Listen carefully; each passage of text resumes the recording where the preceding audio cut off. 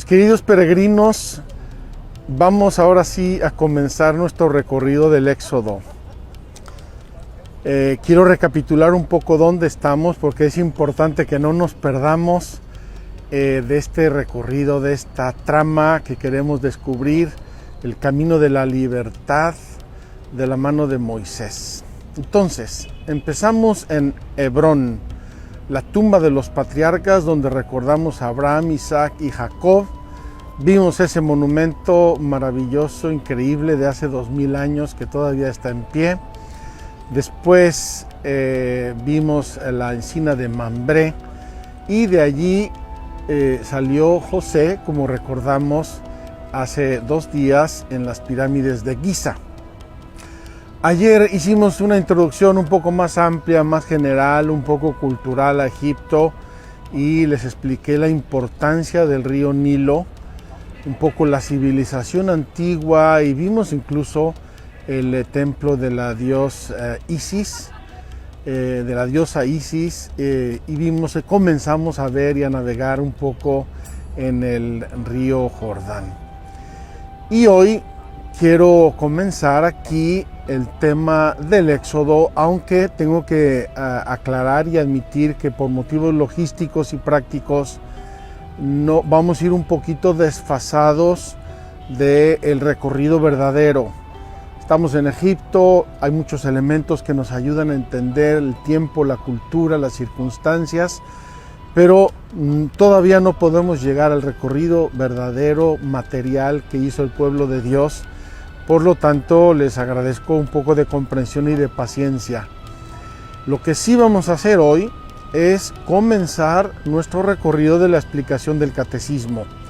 Y aquí, como ya explicamos en la introducción general, vamos a llevar 2 elementos paralelos: el Éxodo, el camino, los acontecimientos de la vida de Moisés, etcétera, etcétera, y también al mismo tiempo la explicación del catecismo. Vamos a tratar de que haya un equilibrio para que todos ustedes se sientan bien, se entusiasmen, vayan viendo la historia, los lugares, la geografía, la civilización egipcia, y al mismo tiempo que vayamos introduciéndonos en el camino doctrinal del catecismo. Y también les recuerdo que hace año y medio hicimos la primera parte del catecismo, que es el credo, las verdades de la fe, es el cimiento de nuestra fe, de nuestras creencias, de nuestra religión. La cuaresma pasada hicimos también los sacramentos de la iglesia, es decir, cómo todo lo que creemos lo vivimos, lo asimilamos, lo recibimos de Dios a través de los sacramentos. Y esta tercera parte es la vida moral, la vida en Cristo, cómo ser personas según Cristo, cómo identificarnos con el querer, la vida, la doctrina de Cristo y cómo caminar como seres humanos por ese camino y cómo realizarnos. Les recuerdo una frase de San Agustín antes de ver nuestro supermapa tecnológico, porque también en Egipto hay supermapas tecnológicos.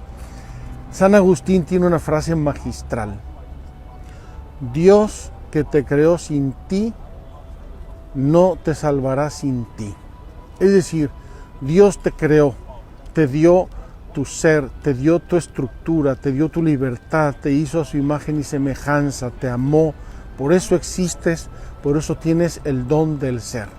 Pero a ti la tarea, tienes que hacerte, tienes que crecer, tienes que responder libremente, y eso corresponde precisamente a nuestra ser imagen, ser a imagen y semejanza de Dios. La máxima expresión del ser a imagen y semejanza de Dios es el conocimiento, es la libertad, es la conciencia. El hecho de que nosotros seamos unos seres amados por Dios, por nosotros mismos, sin ser medio para nada, y que tengamos conciencia, libertad e inteligencia, nos caracteriza como seres amados por Dios, libres, y eso es nuestra dignidad. lo vamos a ver más tarde hoy en la catequesis.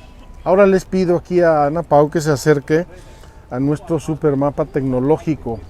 Ayer hablamos del río Nilo y les dije que era un poco la vida de Egipto. Ustedes piensen que este río trae la vida, la fecundidad. Si no hubiera este río, todo Egipto sería un gran desierto, salvo los pequeños oasis que hay por aquí y por allá. Aquí tenemos el delta del Nilo, una parte muy rica, muy fecunda. El Cairo está aquí, aquí está Alejandría, las dos grandes ciudades de Egipto actualmente, una zona fértil, etc. Y luego tenemos todo el trayecto del Nilo que, como ven, tiene apenas una pequeña franja fértil en las dos veras del río. Vamos así recorriendo y les voy a decir el recorrido que vamos a hacer en el Nilo. Vamos a terminar en Luxor. De Luxor volveremos al Cairo y vamos a hacer toda esta parte en el río. Ahora mismo estamos aquí en Aswan. Estamos aquí. Esta es la presa primera antigua de Aswan, pequeña, como les dije, la hicieron los británicos en el año 1923. Esta es la grande, se comenzó en el año 1960, se terminó en el 1970 y aquí comienza toda la presa de Aswan. Entonces, aquí aterrizamos ayer, vimos la presa, vimos la isla de Filea con el templo de la diosa Isis y estamos aquí en Aswan.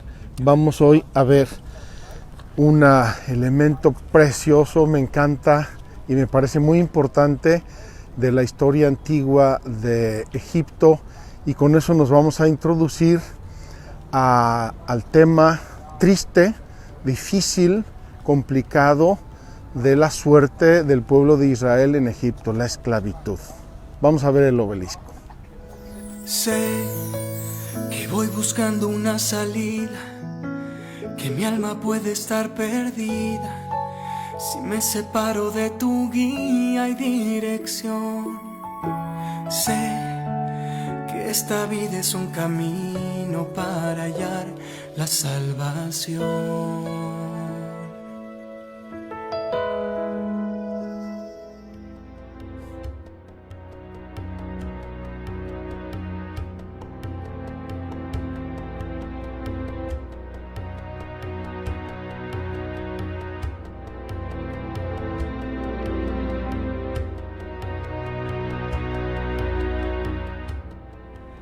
Estamos caminando en una montaña de granito, una verdadera montaña de granito, un granito muy bonito, color rosa. Y esto es lo que queda, lo vamos a ver ahora, de la zona donde los egipcios sacaban los obeliscos. Los obeliscos, vamos a ver que quedan los trazos de esta cantera inmensa de granito de donde sacaban los obeliscos. Y esta cantera es aproximadamente del año 1500 antes de Cristo. Es decir, hacia el final, la cronología es un poco complicada, pero hacia el final, segunda mitad de la estancia del pueblo de Israel en Egipto. Esta cantera se refiere al reinado de la reina Hatshepsut. Espero pronunciar bien el nombre, se me atora un poco, Hatshepsut. Y ella reinó del 1513 al 1490, unos veintitantos años, fue importantísima. Y en ese periodo es cuando se desarrolló esta gran cantera de granito, y en ese periodo es cuando sacaron numerosos obeliscos de esta cantera. Vamos a ver aquí arriba una cosa muy interesante, que es un obelisco inacabado. ¿Por qué inacabado? Porque un obelisco tiene que ser un monolito, tiene que ser una pieza única, del tamaño que sea el obelisco, porque hay de muy diversos tamaños, pero tiene que ser una piedra única. Si está fracturada o agrietada, el obelisco ya no sirve, porque piensen ustedes, con los medios antiguos a la hora de manipular un obelisco, si no era una pieza perfecta y completa, era muy fácil que se partiera y se echara a la borda todo el trabajo y todo el esfuerzo realizado para construirlo. Vamos a ver, estamos llegando, vean qué maravilla, es una montaña de granito y nos va a ayudar a comprender un poco una parte del éxodo, la causa, el origen del éxodo. Mis queridos peregrinos, hoy vengo con sandalias porque ya estamos con Moisés y vamos a meditar mañana el quítate las sandalias, que me parece maravilloso y me fascina. Vengan a ver qué impresionante ver estos trabajos de los egipcios. Aquí tenemos el así llamado obelisco inacabado. Vamos a verlo un momentito y ahora les dejo algunos datos sobre él.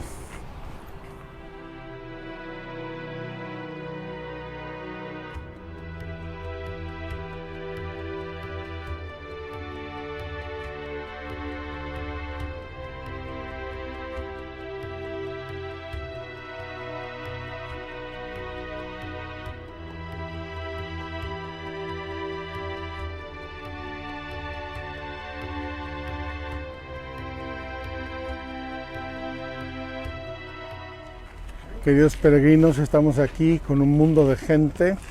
Ya hemos vuelto a la normalidad, gracias a Dios. Y este es un lugar sumamente visitado por turistas, peregrinos de todo el mundo. Quiero decirles 2 o 3 datos para concluir el tema del obelisco y se hagan una idea de lo que estamos hablando. En primer lugar, aquí muestran los guías cómo hacían el obelisco. Estas piedras, es una piedra mucho más dura que el granito, y con esta piedra iban poco a poco golpeando y van como limando casi la piedra, poco a poco, y con eso van haciendo esos grandes surcos que hacían a los alrededores, como les dije, todo alrededor, y luego llenaban de madera, le echaban agua, y cuando la madera se hinchaba, se partía el obelisco y se despegaba de la tierra. Obviamente se hacía solo de un lado para que el obelisco se moviera y se partiera. Este obelisco, que no es el más grande del mundo, se calcula que pesa unas 1.200 toneladas. 1.200 toneladas. Estamos hablando del año 1500 antes de Cristo. Mide 47 metros de altura, un poco más de 47 metros de altura, y pesa 1.200 toneladas. ¿Pueden ustedes imaginar siquiera el esfuerzo humano, el tiempo, el trabajo, la dificultad, los medios que requería un trabajo de esta naturaleza? Yo creo que estamos hablando de la vida entera de seres humanos en cuanto al tiempo, y cientos o miles de personas, y luego transportarlo. Afortunadamente los egipcios tenían el río Nilo con una navegación muy desarrollada, y así sabemos que los obeliscos de Egipto llegaron a Europa, llegaron a diversas partes del Mediterráneo, y así embellecían grandemente con esta pieza excepcional de la arquitectura y de la cultura mundial. Embellecían plazas y lugares en honor de los reyes, los faraones, los dioses, etc. Vamos ahora a contemplar qué significaba esto en nuestro éxodo y en qué momento de el catecismo nos vamos a contemplar. Vamos a sentarnos en algún lugar un poco más tranquilo y así tenemos nuestra catequesis el día de hoy.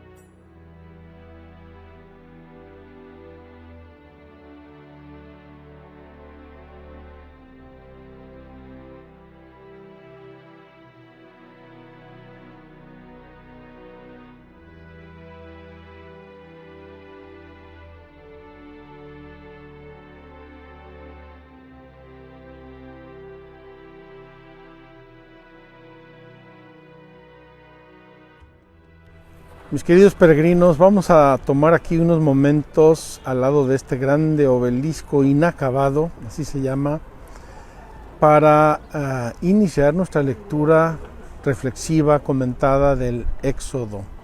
Estamos en el Éxodo capítulo 1 y me encanta reflexionar este tema porque es una situación compleja, difícil, social, sociopolítica, religiosa de un pueblo que se ha repetido en toda la historia de la humanidad. Es un paradigma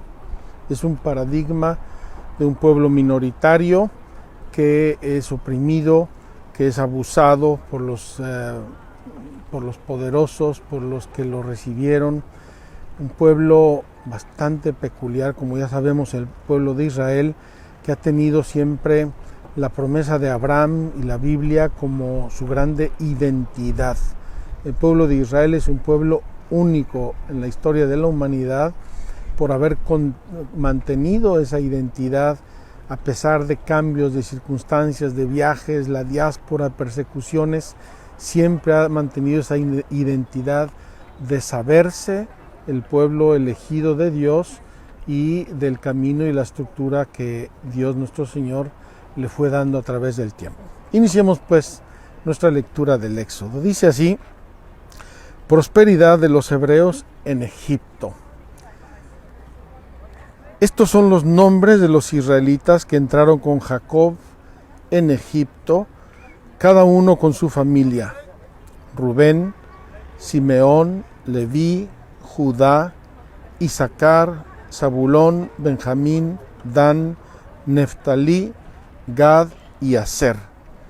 El número de los descendientes de Jacob era de 70 personas. José estaba ya en Egipto. Murió José y todos sus hermanos y toda aquella generación, pero los israelitas fueron fecundos y se multiplicaron, llegando a ser un pueblo muy numeroso y fuertes y llenaron el país. Vamos a reflexionar un momentito este tema que me parece muy importante históricamente. En primer lugar, llega Jacob con sus hijos. Los 12 hijos de Jacob, estaba José ya en Egipto, como hemos meditado, y llegan 72 personas, hijos, esposas. En aquel tiempo existía todavía la poligamia, esposas, los nietos de Jacob, y se instalan, como ya sabemos, en Gosén, y ahí empiezan a multiplicarse y empiezan a prosperar. Al inicio fueron un pueblo bendecido y apoyado por los egipcios, porque José era el que mandaba en Egipto y mandó durante 80 años, pero eventualmente José murió. ¿Cuántos israelitas había en Egipto cuando va a empezar o cuando se va a dar el Éxodo? Nos van a decir las fuentes bíblicas que salieron de Egipto 600,000 hombres. 600,000 hombres, sin contar mujeres y niños. De esos 72 que llegaron en 400 años, no fue del día a la mañana, en 400 años se van a multiplicar y se va a hacer un pueblo numeroso. Numeroso sí, pero de algún modo muy unido y muy relacionado entre sí. Ya explicamos la estructura de Egipto antiguo, como todo se daba en la línea del río Nilo. No es que era un territorio inmenso, disperso, donde se mezclaron, se mantienen unidos, se van multiplicando, se hacen muy influyentes, se hacen prósperos, pero a la vera del Nilo, y eso les ayuda también a conservar su unidad y su identidad. Aquí la historia se tuerce de un momento a otro. Dice: se alzó en Egipto un nuevo rey, un faraón, que nada sabía de José. Todas esas hazañas de José por salvar a Egipto de los años de las vacas flacas y de las vacas gordas, se olvida, nos pasa en la historia, se olvida, no sabía de José, no sabía del pueblo de Israel, cómo llegaron, qué hicieron, qué están haciendo aquí, pero sentían su presencia y sentían su amenaza. Y que dijo a su pueblo, el faraón: mirad, los israelitas son un pueblo más numeroso y fuerte que nosotros. Más numeroso y fuerte que nosotros. Tomemos precauciones contra él para que no siga multiplicándose, no sea que en caso de guerra se una también él a nuestros enemigos para luchar contra nosotros y salir del país.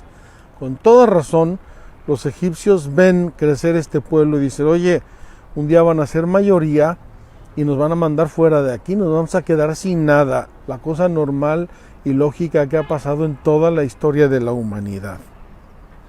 Les impusieron pues capataces para aplastarlos bajo el peso de duros trabajos. Y así edificaron para Faraón las ciudades de depósito, Pitom y Ramsés. Pero cuanto más les oprimían, tanto más crecían y se multiplicaban, de modo que los egipcios llegaron a temer a los israelitas. Queridos amigos, esto es una realidad que sucede con los pueblos. Entre más sufre un pueblo en la antigüedad, más se multiplicaba. ¿Por qué? Porque la presión, el estrés, las dificultades, los sufrimientos encontraban obviamente en la vida sexual un desahogo. Y se multiplicaban cada vez más y crecía el pueblo de Israel. Quiero detenerme por un segundo en estos trabajos duros y opresivos.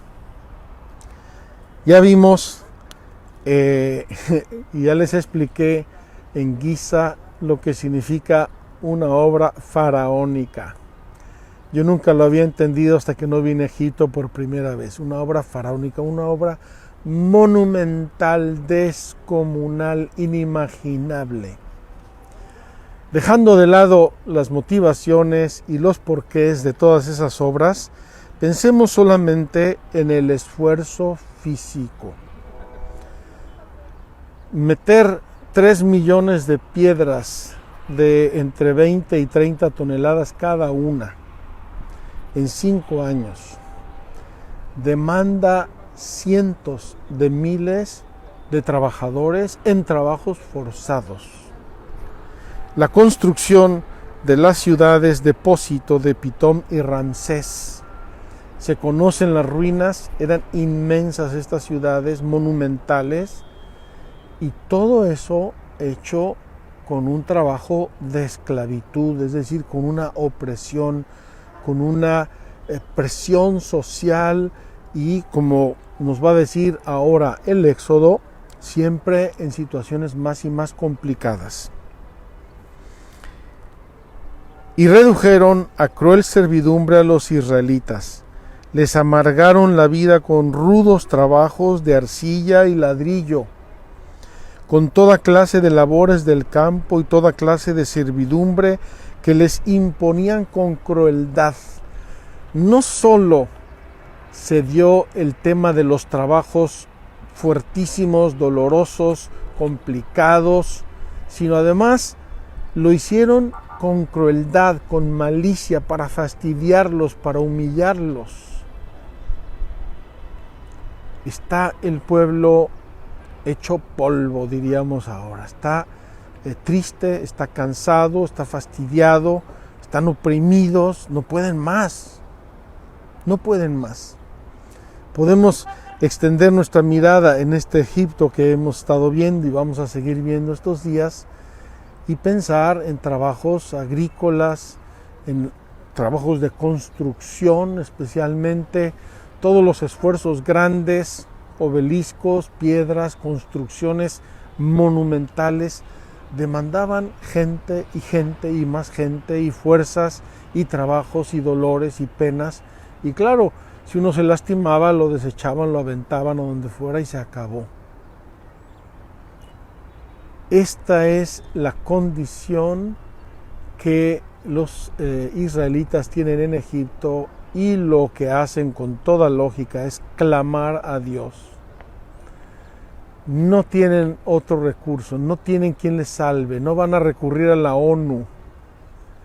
Claman a Dios: Dios mío, ayúdanos, líbranos, ten misericordia de nosotros, mira a tu pueblo, mira cómo está reducido, humillado, ten piedad y misericordia de nosotros.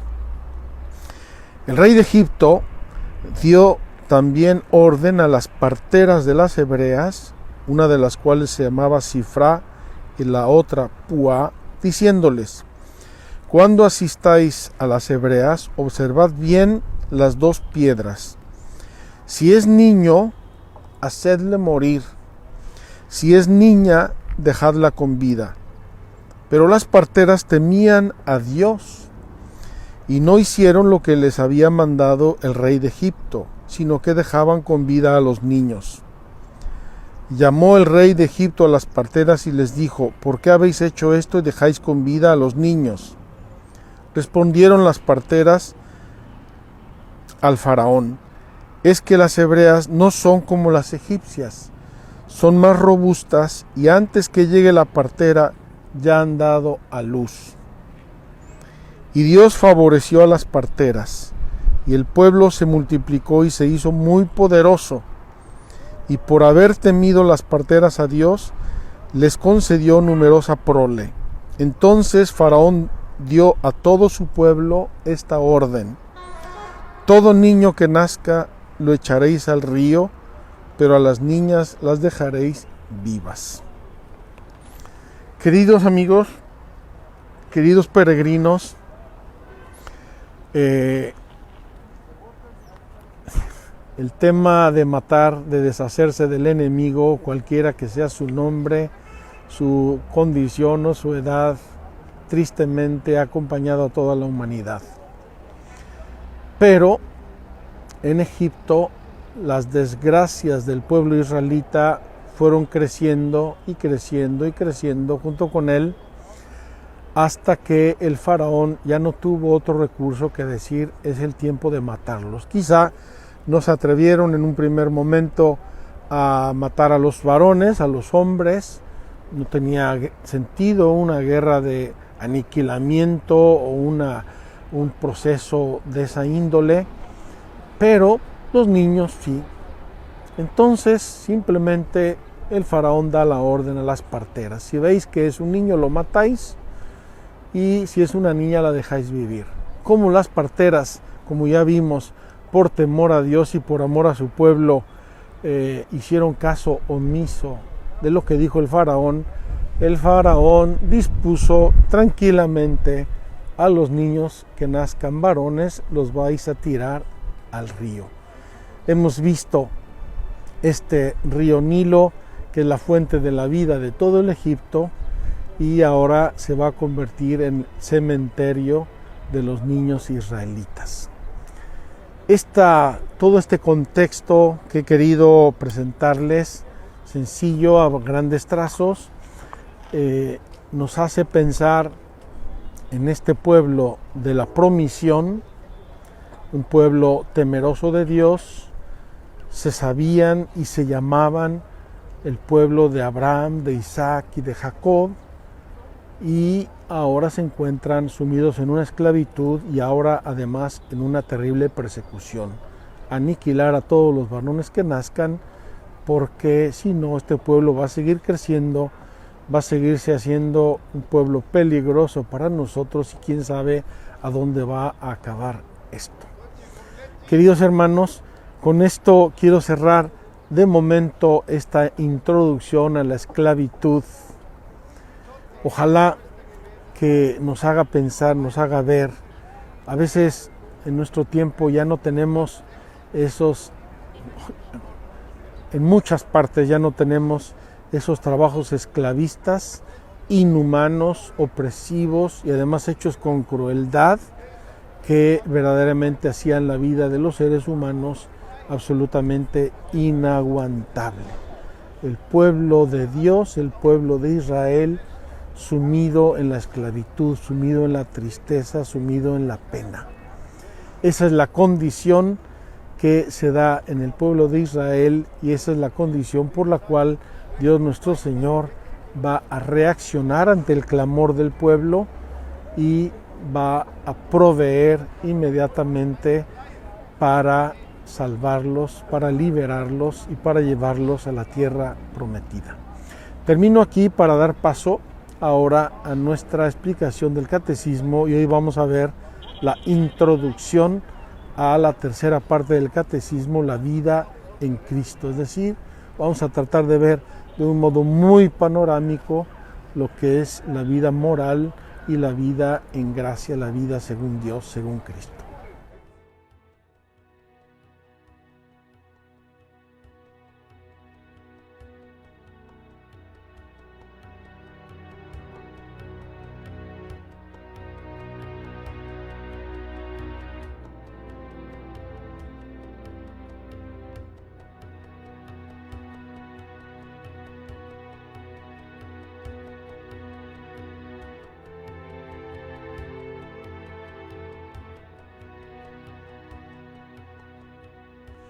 Mis queridos peregrinos, vamos a ver pues la tercera parte del catecismo, que se titula La vida en Cristo. Es decir, ya no son las verdades de la fe, ya no son los sacramentos de la iglesia, ahora somos nosotros. Y aquí entra de lleno el tema de nuestra peregrinación de la libertad. Dios nos hizo seres libres, criaturas libres, racionales, tenemos una dignidad muy superior a todos los demás seres de la creación, y eso queremos ahora reflexionarlo y contemplarlo desde la luz del catecismo. Vamos a tener hoy una introducción, como el mismo catecismo lo hace, y voy a seguir estrictamente lo que dice el catecismo para que vayamos entrando un poco en la óptica de estas verdades de nuestra vida moral. El catecismo comienza con una bellísima expresión de San León Magno que los sacerdotes rezamos el día de Navidad. Es decir, cuando nace el Salvador del mundo, ahí San León Magno pone esta expresión que es la dimensión antropológica humana de la natividad. Dice: cristiano, reconoce tu dignidad, puesto que ahora participas de la naturaleza divina, no degeneres volviendo a la bajeza de tu vida pasada. Recuerda a qué cabeza perteneces y de qué cuerpo eres miembro. Acuérdate de que has sido arrancado del poder de las tinieblas para ser trasladado a la luz del reino de Dios. El catecismo, para hablar de la vida moral, nos pone dos grandes pilares, bellísimos, uno más bello que el otro. Primero, recuerda lo que eres, recuerda quién eres, recuerda lo que Dios te dio y para qué te creó. Y segundo, nos previene. Tienes que vivir en la virtud, tienes que desechar el mal, tienes que desechar el pecado para que tu libertad madure y para que tu libertad te lleve por el camino de la verdadera felicidad. Con nuestra narración del Éxodo para salir de la esclavitud y llegar a la libertad de los hijos de Dios. El símbolo de la fe profesa la grandeza de los dones de Dios al hombre por la obra de su creación y más aún por la redención y la santificación. Esto lo vimos hablando del credo hace un año, hace dos. Creo en Dios Padre, Creador, creo en Dios Hijo, Jesucristo, Redentor, creo en el Espíritu Santo, Santificador. Lo que confiesa la fe, los sacramentos lo comunican. Y eso lo estuvimos viendo el año pasado en nuestra peregrinación de la mano de la Iglesia. Por los sacramentos que les han hecho renacer, los cristianos han llegado a ser hijos de Dios, partícipes de la naturaleza divina. Somos hijos de Dios, se reconstruyó en nosotros por los sacramentos, es decir, por la pasión, muerte y resurrección de Cristo, se reconstruyó en nosotros nuestra dignidad de hijos de Dios. Los cristianos, reconociendo en la fe su nueva dignidad, son llamados a llevar en adelante una vida digna del Evangelio de Cristo, dice San Pablo.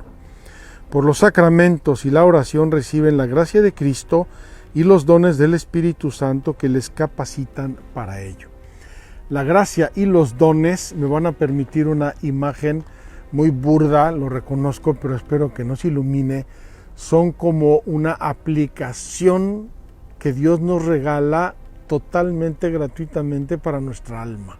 Una app que el Espíritu Santo, que la gracia de Dios realizan en nuestra alma para poder hacer los actos propios de los hijos de Dios y rechazar los actos de los hijos de las tinieblas.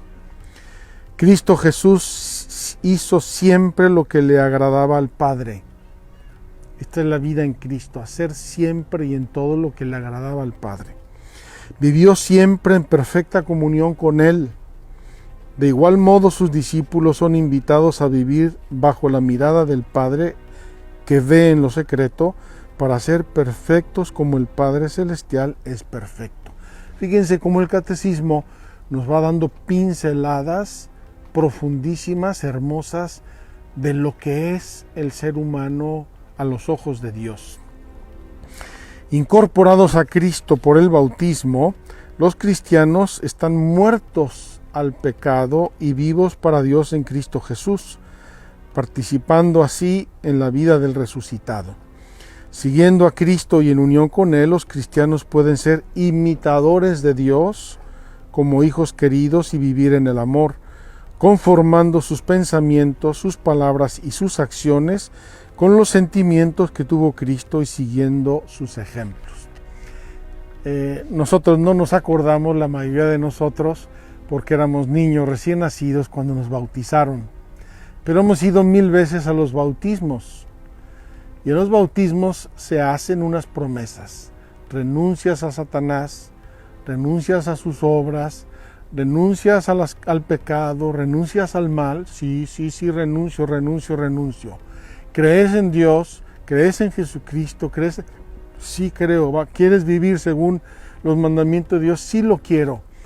Esas promesas bautismales que hemos oído tantas veces en nuestras iglesias, en los bautismos de nuestras familias, de nuestros hermanos, sobrinos, nietos, de quien sea, expresan que creemos que la gracia de Dios realiza en nosotros ese milagro de poder rechazar al demonio, el pecado y poder vivir en Cristo. Es una lucha, es una batalla, hay que ser realistas. Dios es misericordioso, pero a eso nos hemos comprometido. Justificados, dice el Catecismo número 1695, justificados en el nombre del Señor Jesucristo y en el Espíritu de nuestro Dios, santificados y llamados a ser santos, los cristianos se convierten en el templo del Espíritu Santo. Otra pincelada maravillosa de nuestra dignidad. Somos templos del Espíritu Santo. El Espíritu Santo mora en nosotros. Este Espíritu del Hijo les enseña a orar al Padre y haciéndose vida en ellos les hace obrar para dar los frutos del Espíritu por la caridad operante. Sanando las heridas del pecado, el Espíritu Santo nos renueva interiormente mediante una transformación espiritual, nos ilumina y nos fortalece para vivir como hijos de la luz, por la bondad, la justicia y la verdad en todo.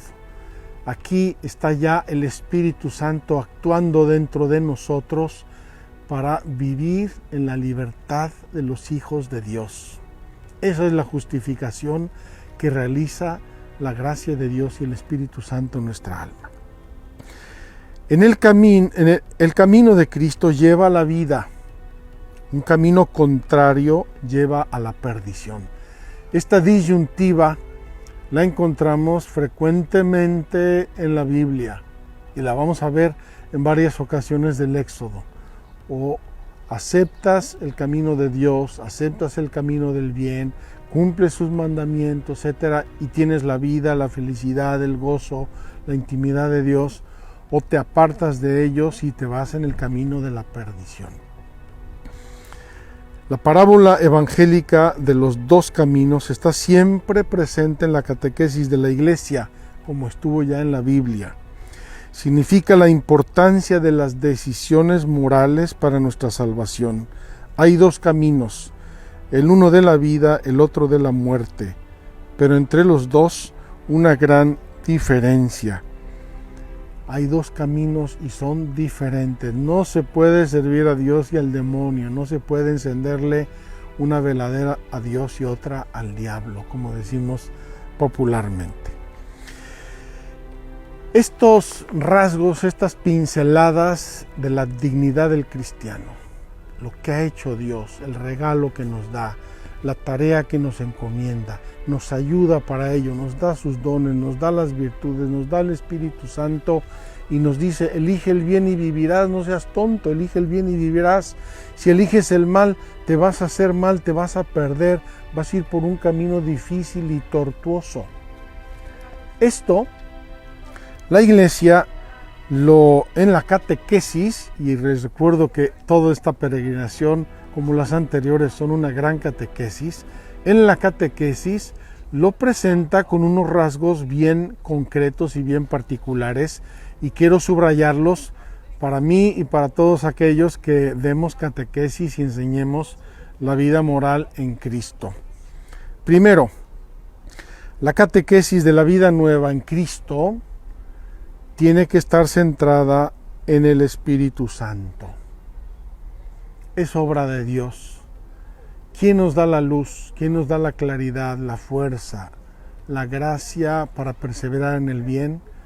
Es el Espíritu Santo, el Espíritu de Dios que obra en nosotros, el Espíritu que nos lleva a orar y a decirle a Dios, Abba, Papá.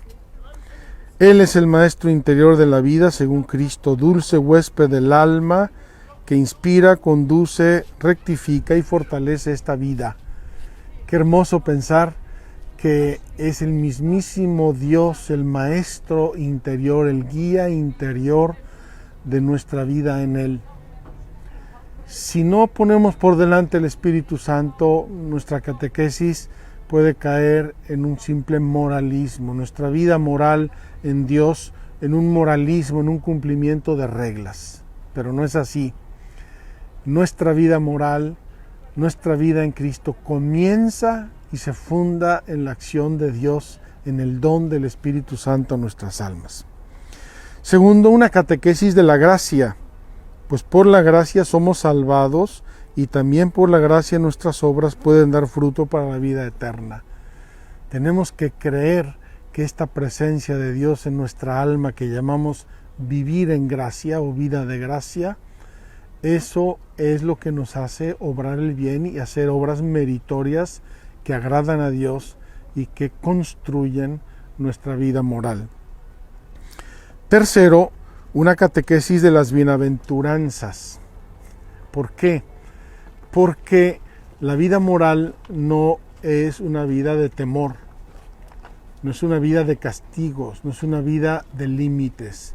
La vida moral es sobre todo una vida en el amor.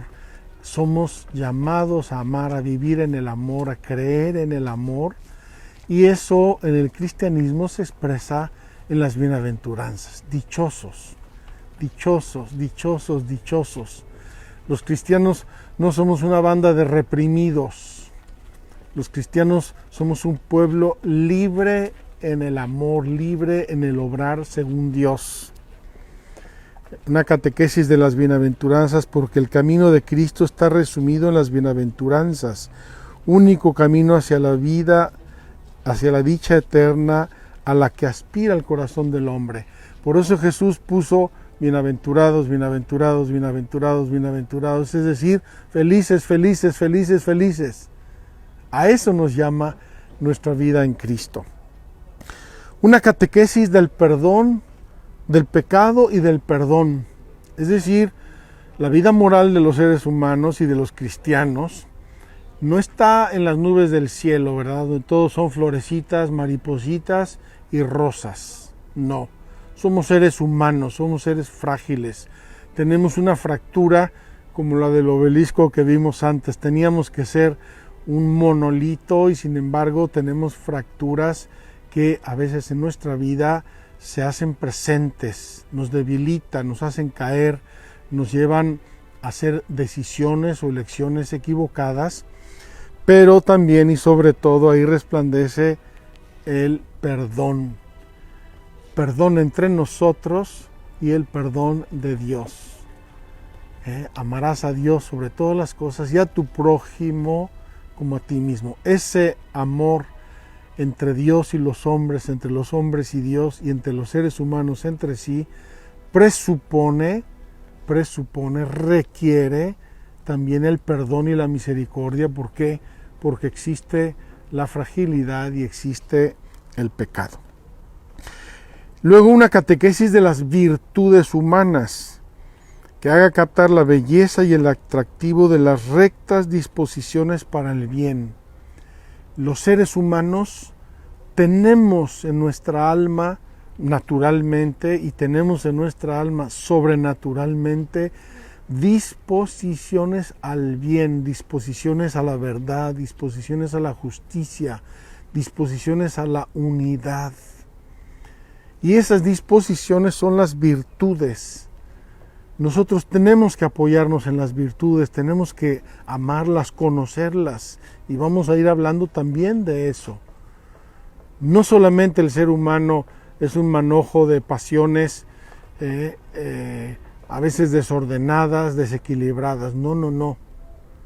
Tenemos sí tendencias al mal y es la concupiscencia, pero también tenemos tendencias al bien y son las virtudes.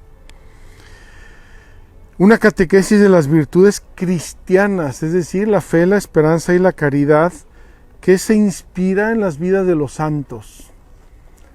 Las virtudes cristianas vividas, encarnadas por tantos seres humanos en la historia de la humanidad, y uno de esos seres humanos maravillosos y tan cercanos a nosotros en estos días, nuestro querido amigo Moisés.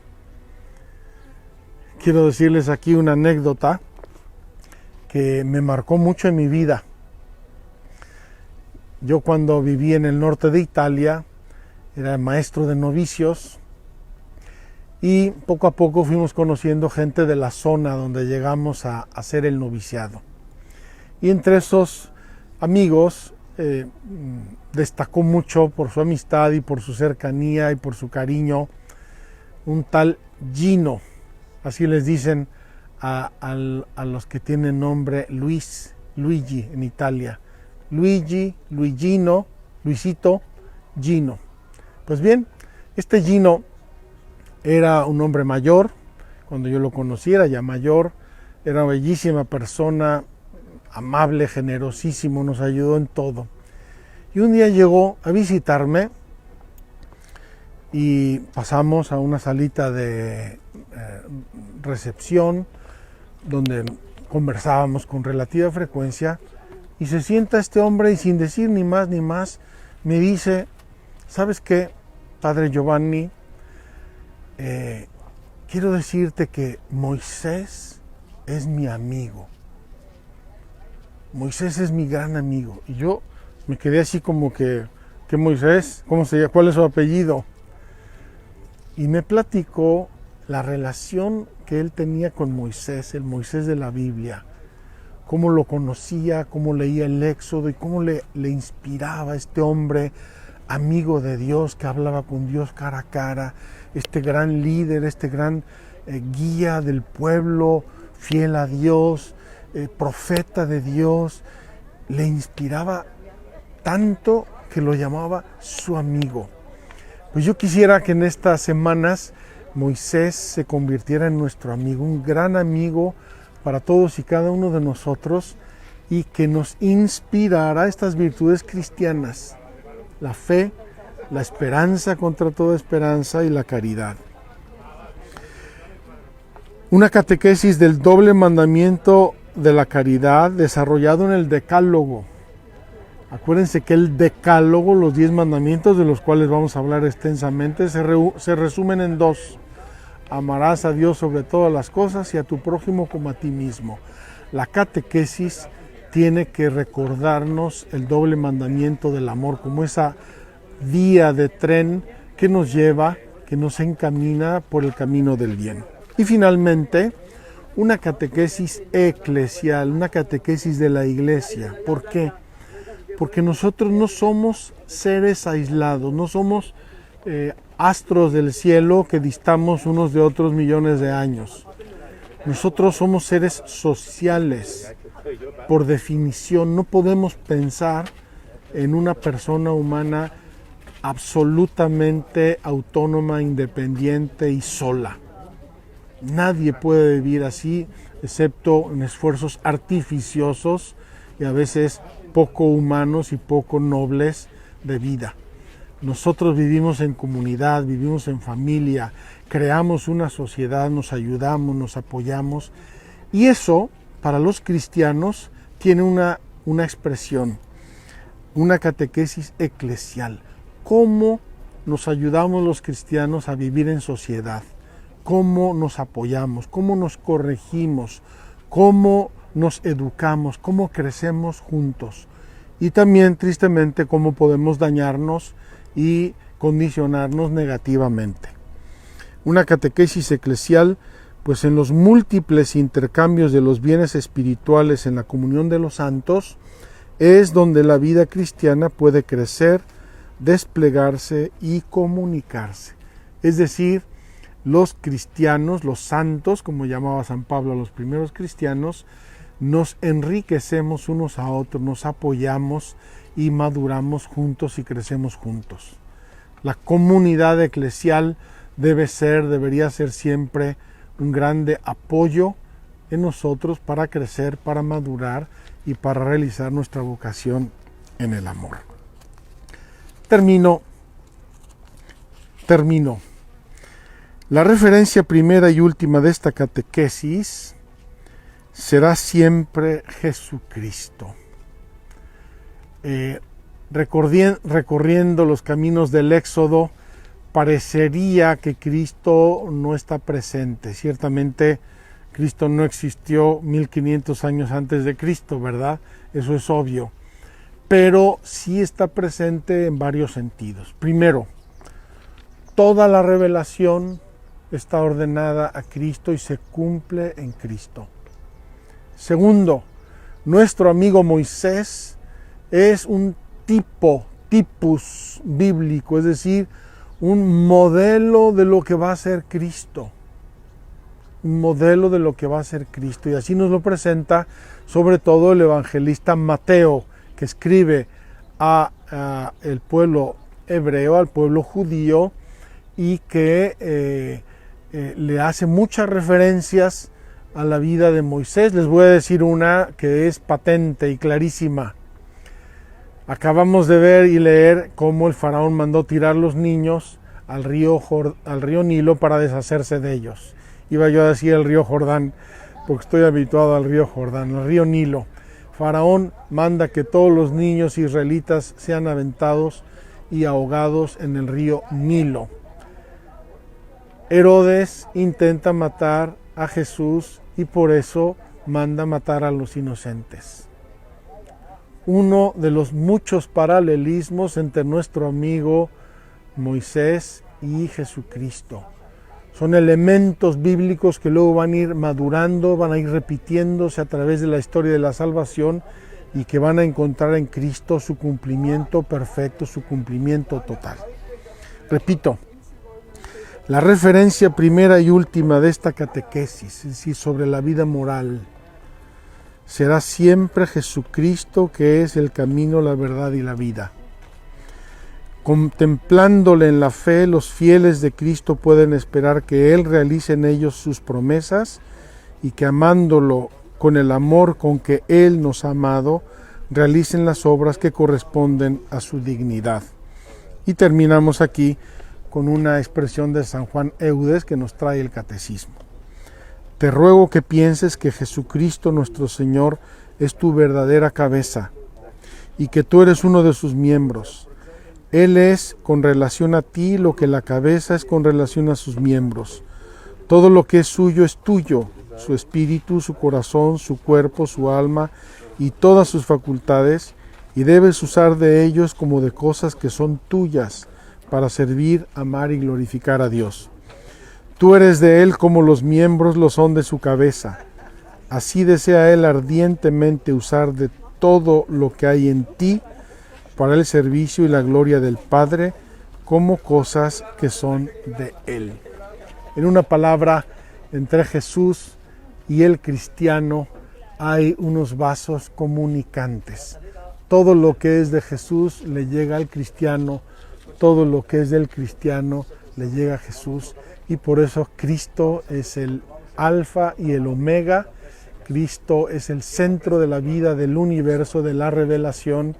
Y en nuestra catequesis, aunque repito, haya un cierto anacronismo entre el Éxodo y Cristo, pero en nuestra catequesis va a estar siempre presente Cristo, la Iglesia, los santos, la gracia, las virtudes y todo lo que acabamos de comentar. Queridos hermanos, terminamos hoy aquí. Introducción histórica a la esclavitud en Egipto, los trabajos, los obeliscos, las ciudades construidas, la crueldad del pueblo egipcio con los israelitas y el inicio de nuestra catequesis sobre nuestra vocación en Cristo, nuestra vocación en el amor. No se pierdan, vamos a tener mañana uno de los capítulos que a mí más me gustan, más me alegran, más me entusiasman, y es la vocación, la vida y la vocación de Moisés. Que Dios los bendiga, nos vemos mañana.